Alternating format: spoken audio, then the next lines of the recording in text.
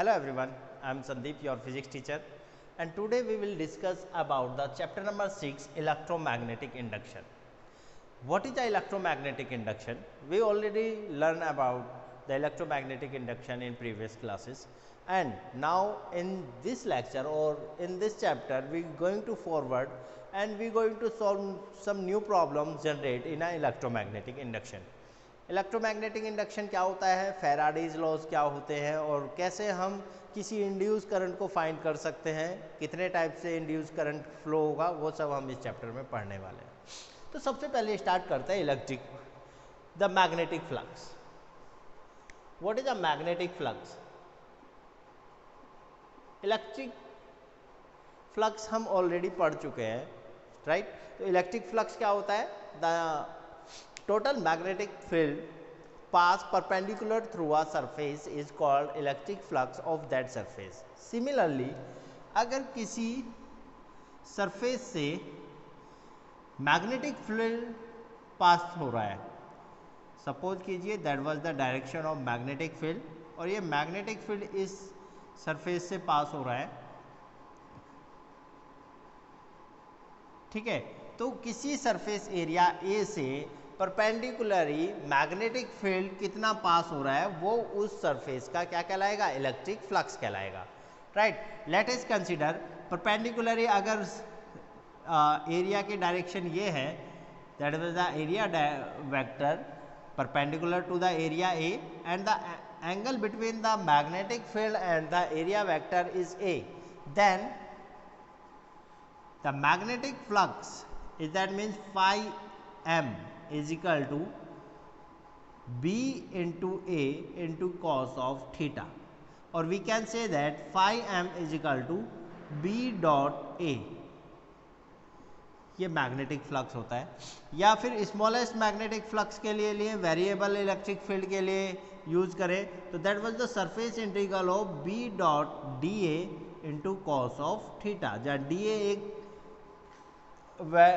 Area element है. So that was the magnetic flux. Again, how can we define it? The total magnetic field pass perpendicular through a area is called magnetic flux of that area. Right class? So magnetic flux बताना जरूरी था क्योंकि ये electromagnetic induction से काफ़ी relate करता है. तो now we are going to an experiment of Faraday's and Henry's, जिसके अकॉर्डिंगली उन्होंने ये एक्सप्लेन किया कि कैसे किसी कॉइल के मैग्नेटिक फ्लक्स में अगर चेंज किया जाए तो उसमें एक करंट इंड्यूस होगा, right. So let's start. So in an experiment of Faraday's and Henry, it show that कि when we change the magnetic flux inside a coil, अगर कोई कॉइल है और उसके अंदर मैग्नेटिक फ्लक्स में चेंज किया जाए तो उसमें एक करंट इंड्यूस होता है, या हम कहे मैग्नेटिक फ्लक्स के चेंज होने से एक ईएमएफ इंड्यूस होता है जिसकी वजह से उस कॉइल में करंट फ्लो होता है. Let us to condition of there कि एक बार मैग्नेट है, उसका हम नॉर्थ पोल अगर हम किसी कॉइल के पास लेके आ रहे हैं तो गैल्वेनोमीटर में डिफ्लेक्शन प्रोड्यूस होता है, और अगर हम इस मैग्नेट है उसको दूर लेके जा रहे हैं तब भी डिफ्लेक्शन प्रोड्यूस होता है. बट अब जो डिफ्लेक्शन हुआ वो अपोजिट डायरेक्शन में हुआ. लेकिन थर्ड कंडीशन, अगर मैग्नेट को यहीं रख दिया जाए, मूव ना कराया जाए, तो इसमें जो मैग्नेटिक फील्ड है या मैग्नेटिक फ्लक्स है through the coil, it does not be change, hence there is no current flow in the coil, यानी कि कोई भी करंट इंड्यूस नहीं होगा या कोई भी ईएमएफ इंड्यूस नहीं होगा. तो इस तरह से उन्होंने डिफाइन किया and he give the definition of electromagnetic induction. So हम यहां से कह सकते हैं what is a electromagnetic induction. So he said that when a magnetic flux change through a coil, then an EMF is generated into the coil, and this phenomena is known as the electromagnetic induction. तो magnetic field में जितना ज़्यादा change आएगा magnetic flux में उतना ही ज़्यादा change आएगा और उतना ही ज़्यादा इंड्यूस होगा करंट या फिर ईएमएफ, ये भी ध्यान रखिएगा। सिमिलरली अगर मैग्नेटिक फ्लक्स में चेंज नहीं आता है then there is no induce of current in the coil. तो फैराडेज ने इसके अकॉर्डिंगली फैराडेज और हेनरी ने दो लॉ दिए, that is called Faraday's first law and the second law. तो what are the Faraday's first law and second law? Faraday's law of electromagnetic induction.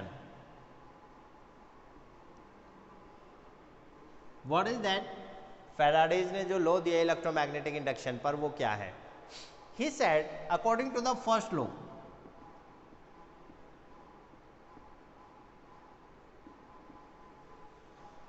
the induced EMF in a coil is directly proportional to the rate of change of the magnetic flux in the coil. That means जो EMF induce हो रहा है E is equal to the d phi m upon dt, the rate of change of magnetic flux. But there is a negative sign also there, and negative sign show that the EMF is induced in the opposite direction of the change in magnetic flux on the coil. So EMF E is equal to क्या होगा minus D phi M upon D T, जहाँ पर phi M क्या है magnetic flux है जो कि किसी कॉइल में चेंज हो रहा है। अगर नंबर ऑफ टर्न एन है, number of turn in the coil that is capital N, so E is equal to minus N into D phi M upon D T. जो मैग्नेटिक फ्लक्स में जो change होगा वो उतना ही ज़्यादा होगा, मतलब n times magnetic flux increase हो जाएगा, ठीक है। और मैग्नेटिक फ्लक्स यानी कि मैग्नेटिक फ्लक्स में n टाइम्स ही इंक्रीजमेंट होगा या डिक्रीजमेंट होगा विद द टाइम। तो that was the Faraday's first law and that is also known as the Neumann's law of Faraday's. Clear? Similarly for the second law, Faraday's second law,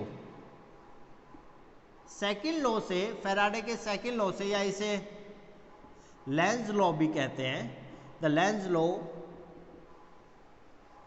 law explain the minus sign over there. ये जो minus sign यहाँ क्यों आता है, ठीक है। तो according to them the EMF induce in such a direction so that it oppose the cause due to which it induce. कहने का मतलब है कि ईएमएफ हमेशा उस डायरेक्शन में इंड्यूस होगा ताकि वो उस चीज का अपोज कर सके जिसकी वजह से वो क्रिएट हो रहा है, right.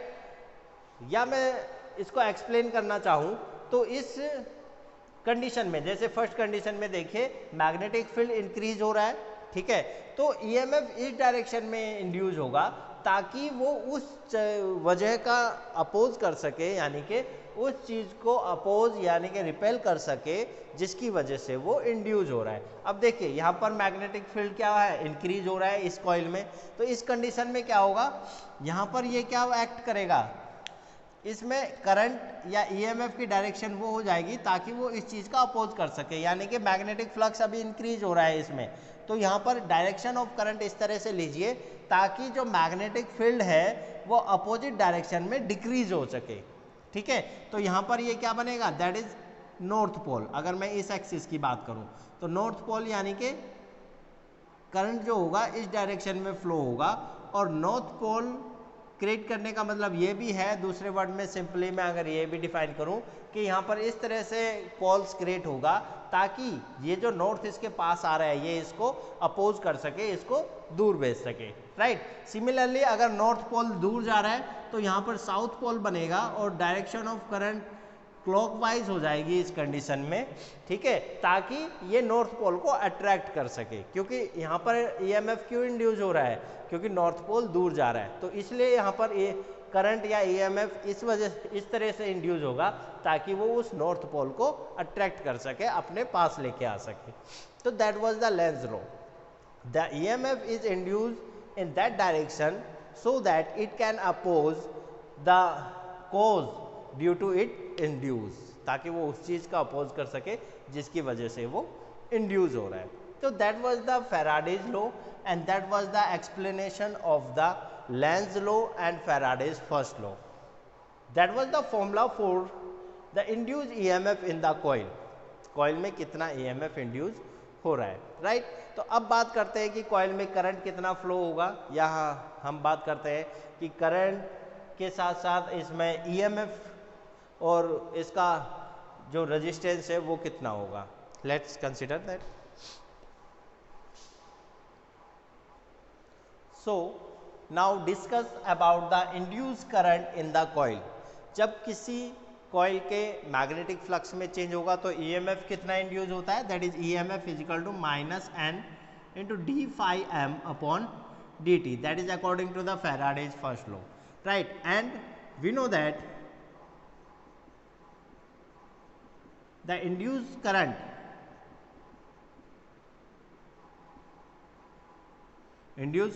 that is I is equal to E upon R, where R is the resistance of the coil and we will take the magnitude of E. So the current I is equal to N into d phi m upon dt upon R.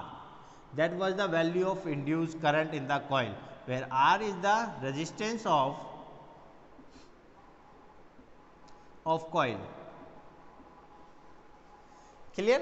तो ये तो थी एक coil की बात। अगर हम किसी करंट कैरिंग कंडक्टर को किसी कंडक्टर को मैग्नेटिक फील्ड में मूव कराए और किसी एंगल पे मूव कराए विद द मैग्नेटिक फील्ड, तो वहाँ पर भी करंट इंड्यूस होगा और वो फिनोमिना को भी हम इलेक्ट्रोमैग्नेटिक इंडक्शन कहेंगे।